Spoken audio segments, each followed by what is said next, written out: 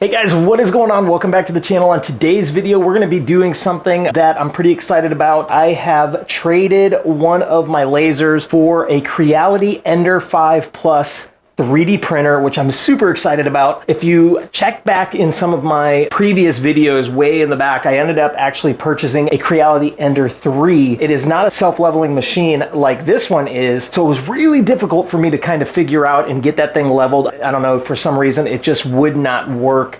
And it was kind of a pain in the butt, so I gave up. It is actually still sitting right there, and it just is kind of collecting dust. Somebody on Marketplace messaged me, and they're like, hey, would you be willing to trade this Ender 5 for the laser? And I definitely was on board to do it. I was able to actually do a few test prints and kind of figure things out and get some kinks worked out. So if you already know about 3D printing, this is just kind of for like followers who are kind of interested in what I'm doing. But here's one of the projects that I already did. Now I got some stuff in that Amazon box too right there that I'm going to show you that we're going to upgrade this machine already. The build plate, we're going to 3D print something that will relocate this front crossbar. It literally is right, when this is all the way up, it's very difficult to see where you're at with the leveling and how much space you have in between the nozzle and your build plate. But here's one thing that I built or 3D printed already. It is a little guinea pig, actually, and it's super cute. Check it out. It's not perfect, but if you actually look at the butt of him, all the 3D, all the lines, everything seems nice and tight to me. I mean, I feel like I did okay, but if you actually look underneath, there's a lot of things that just, I don't know, it just doesn't seem perfect. I don't know. Of course, when I printed this, I don't think that my leveling, I think, was good, but I don't know if I had too much space in between the nozzle and the build plate, the project. But I mean, some of the parts on this thing are really, really nice. Like his head, I feel like he did pretty good. I mean, this is literally my fourth print. I did a few things, which you can see some YouTube shorts that I did that were kind of like this. What I did was right here on printables, I downloaded those brackets, which basically take this apart, and evidently it drops it down about 2 inches. That way you can see a little bit better. So I already have that downloaded. You can see right here, it's gonna take about 2 hours to print those little brackets. So what that's gonna do is take this, bring it forward and down, and I should have enough room when that build plate is all the way up. We should be good to go. All right, so what I have over here in this box, I ordered these from Amazon. I'm pretty excited about it. This is the PIE magnetic plate. This was like 60 bucks, $59 or something like that. I'll put a link in the description if you're interested to purchasing all this stuff. I thought this was kind of very necessary because trying to get off the 3D prints off of that glass plate, it's kind of difficult. Let me go ahead and set up the camera and I'll show you this out of box. Let's see, let's go ahead and take it out and see what it is exactly.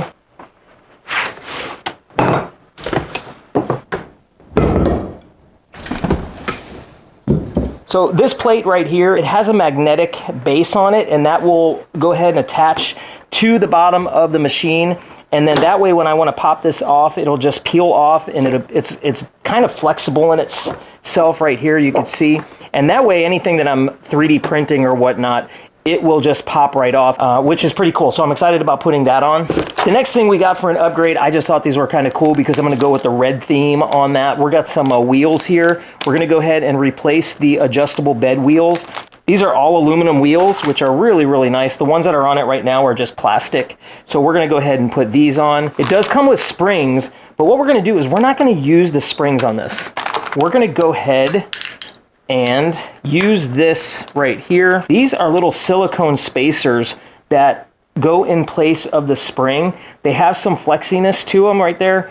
And evidently, these will retain a little bit better than the springs. Evidently, these are a little bit better. I don't know. I'm just going by what I've saw in some YouTube videos. I'll put a link in the description about these. I got these. These were really cheap. These were like maybe like $7, $8. I'll put a link in the description. And the last thing I got are just some colored PLA. I got blue. Of course, I got red, which I'll go ahead and print the brackets in the red. I got white because I'm going to do a project for my wife. So I'm going to try to print the Epcot building from Disney. Last, I got the gray. Because I'm going to try to print Dr. Doom. So that's going to be the thing that I'm going to try to print. I'm going to try to print Dr. Doom mask and try to do a Dr. Doom costume. And I'm going to start off with this and see how it does. All right, with that being said, let's go ahead and get these wheels on and these rubber spacers, and let's go from there. All right, so the one thing we're gonna do is we're basically gonna take these off and then replace, I'm hoping that we can just pick this up, replace those rubber springs, and be good to go. So I know once I'm done with this, what we're gonna have to do is re-level the bed. I do have one of these tools right here.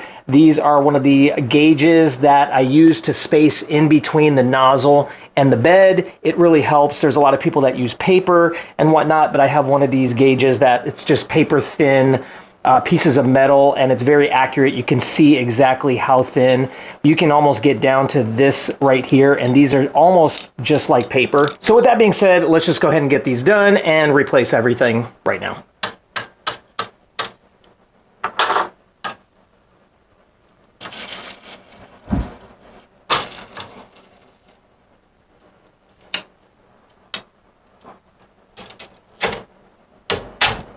All right, we went ahead and replaced with the silicone washers, and now what we're going to do is just screw on the new wheels.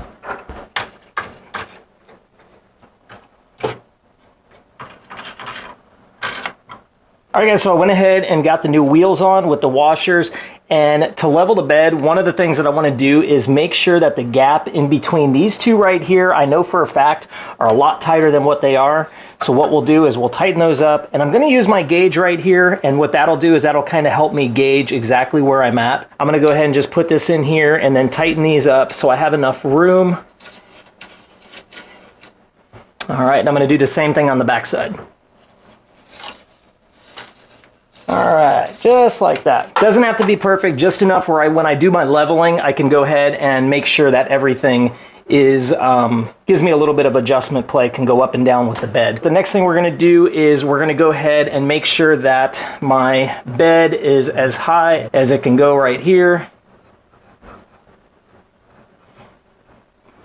Right now I'm raising the Z-axis up because what I'm going to do is put a space between here, and then that way I know I'm pretty close, and then when I do my leveling, it'll be just that much more easier to see where I'm at. So, all right. You can see right here at eye level, it's very difficult to see this point. So what's gonna happen is when I do these brackets, hopefully it drops this down and I'll be able to see nice and evenly right through this. So when I'm doing any leveling, I can get as close to perfect as I can. So with that being said, let's go ahead and try to get this bed leveled. I almost forgot, before I do my leveling, I need to go ahead and put on the magnetic plate.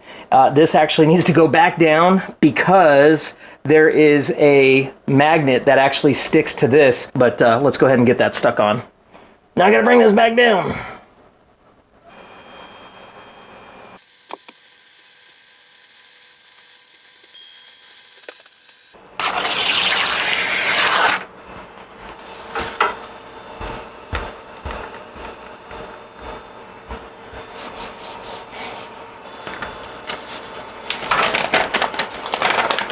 And now we're just gonna work it just like you would a piece of vinyl.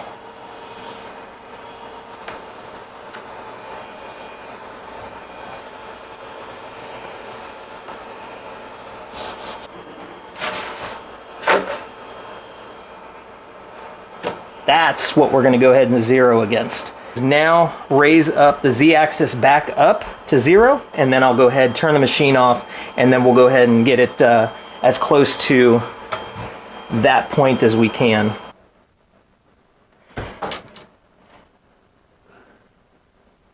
One and a half, one and a half, one and a half, and one and a half. Okay, so now our bed is leveled this direction, and we should be ready to go ahead and do some bed leveling now. So let me go ahead and get that done. Once we're done with that, we'll go ahead and start this print, and we should be good. I really do like these knobs. They're a lot better, and believe it or not, those silicone, they're so much tighter. So that's gonna be so awesome leveling this bed and maintaining that leveling. All right, I'm gonna give this thing a whirl and see if I can level this out.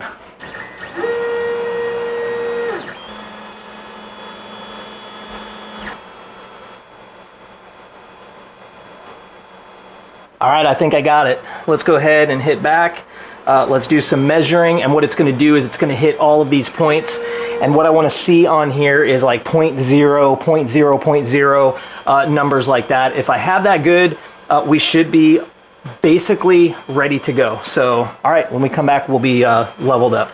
Basically what it's doing is it's measuring 16 different points on the bed, and it's kind of seeing where it's at on the axis, basically on the Z-axis, kind of that teeter-tottering point right there. It's going to see if it's askew in any different direction.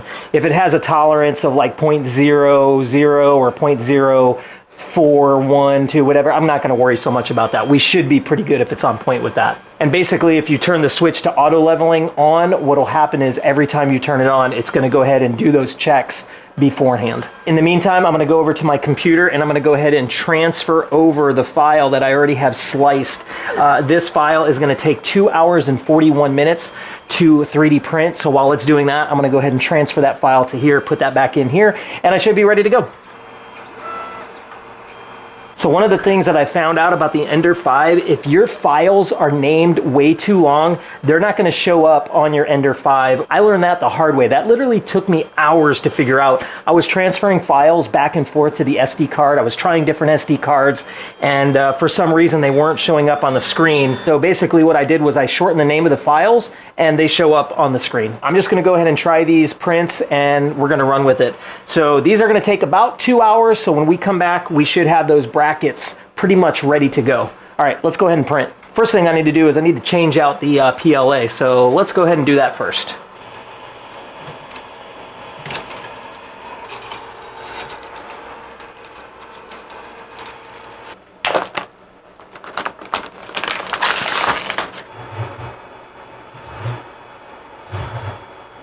Let's go ahead and refuel. All right, guys, starting to see some red come out.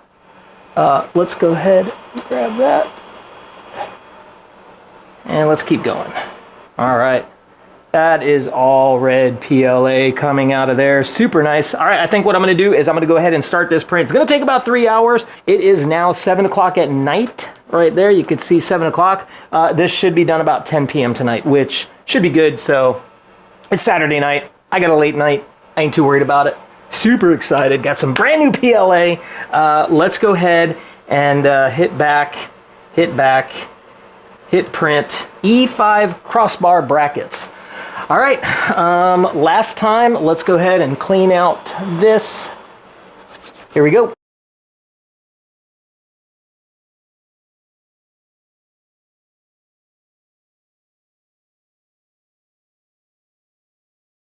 All right, guys, so I have some really bad news. As I was in the middle of this printing, the weirdest thing happened. I heard this pop come from this. I was literally sitting right here in this chair, just sitting here doing some work on my phone and checking some things out, and I heard a loud pop on the actual unit come out of here. And I was talking to a friend of mine and he thinks that the power supply went out. It's nothing to blame anybody or anything like that. I think I kind of have a feeling I know what was going on. I think I had an extension cord going from the unit into another power strip, again into an extension cord, and then coming over here into this outlet. And I think it just drew too many amps or something and was overworking, working too hard. I should have known better. That was totally my fault. So what I'm going to do is I'm going to take the Ender 3 that I have down here, and I'm going to see if I can rob that power supply out of that Ender 3 and do a swap into this one. But with that being said, let's go ahead, rob this one, and put it in that one right there. Here we go.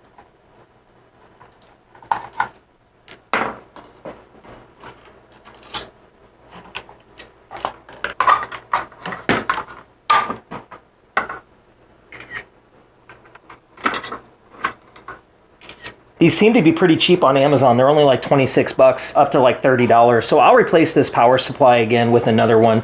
But right now I'm gonna just rob from here and put it over in that one. So let's go do that.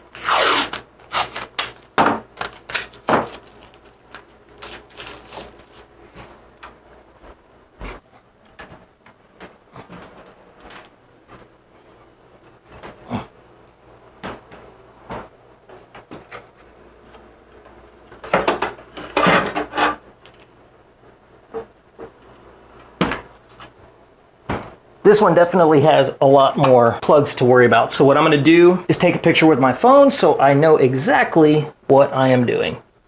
think another thing what I'm going to do is I'm going to use a black marker and I'm going to mark these each 1, 2, 3, 4, 5 all the way down so I know exactly where they go because I don't want to put these back in the wrong spot. 1, 2, 3, 4, 5. We're skipping 6, 7, 8, and 9.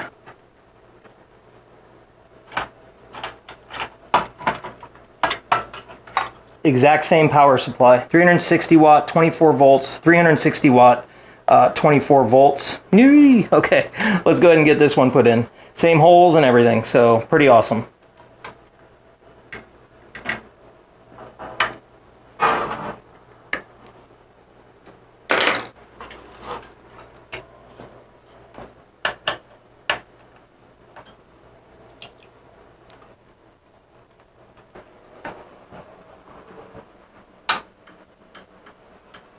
Woohoo! Back in business. All right, guys, as you saw, the thing finally powered up, and that was really easy. It probably, to switch those power supplies out, it probably took me about 15 minutes from start to finish. Very easy process. So I'm gonna go ahead and purchase a power supply, but I went ahead and I plugged this in the correct way. It only has one outlet now, so we should be good. I shouldn't have that problem. I went ahead and turned this off. There's nothing else connected to it. The funny thing is, check this out. It wants to ask if I want to resume the previous print, which I could have technically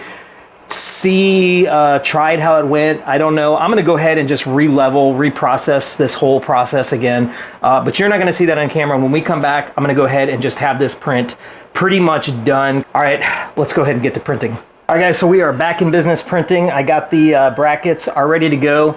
Everything is leveled in. As a matter of fact, I did the zeroing and did the level test, and it seemed to be perfect, so no changes were made. I was real careful carrying it, so hopefully that didn't budge anything, but honestly, the numbers were 0.0, 0.0, 0.0, so I was really happy with those numbers. I think we are good to go, so when we come back, these should be printed. All right, stay tuned. All right, guys, check it out. So the print is coming along nicely. Yeah, it's about halfway done. Actually, it's a little bit more than halfway done, and we should be good to go.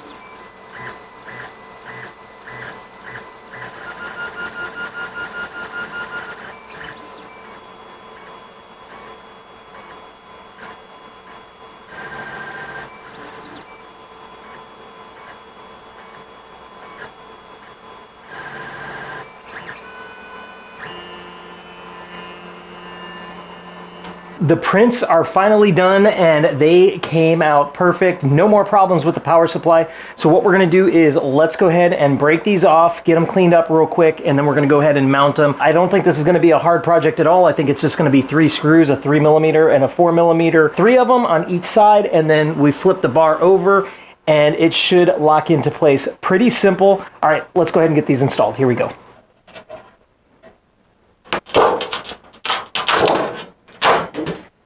All right, let's go ahead and remove this bar. And what we're also gonna do is loosen up these 2 screws just a little bit, which these are number 4. Just a couple turns here, just to kind of loosen it up.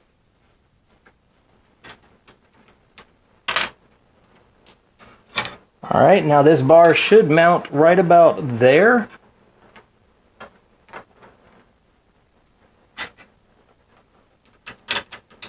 Same thing, let's get this one mounted, pre-mounted. So far, so good. All right.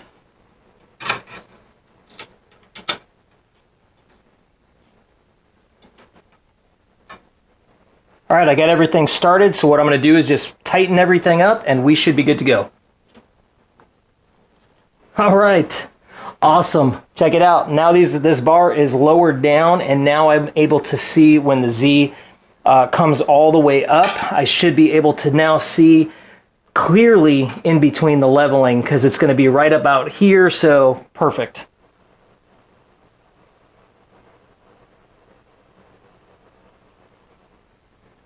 All right, guys, that is it. That is the modifications on the Ender 5 Plus that I was able to get done today with a few mishaps in between, the power supply blowing out, and I started about 6 o'clock this evening. It is now 12:30, so in about 6.5 hours it took me to get this whole thing figured out. I printed it twice. I replaced a power supply. I got the knobs replaced and all the other stuff. So I'm just going to go ahead and end it here because I am tired and I am ready for bed. If you like this video, go down below, hit the like button. If you're not yet subscribed to the channel, subscribe to the channel. I have a lot of things coming up with the 3D printer. We're going to be doing some really cool projects in the very near future. So if you want to see those projects, again, hit the bell button. That way you get notified of all of my newest videos. But until that next video, make sure y'all do one thing. Stay awesome, and we'll see you on the next one. Bye.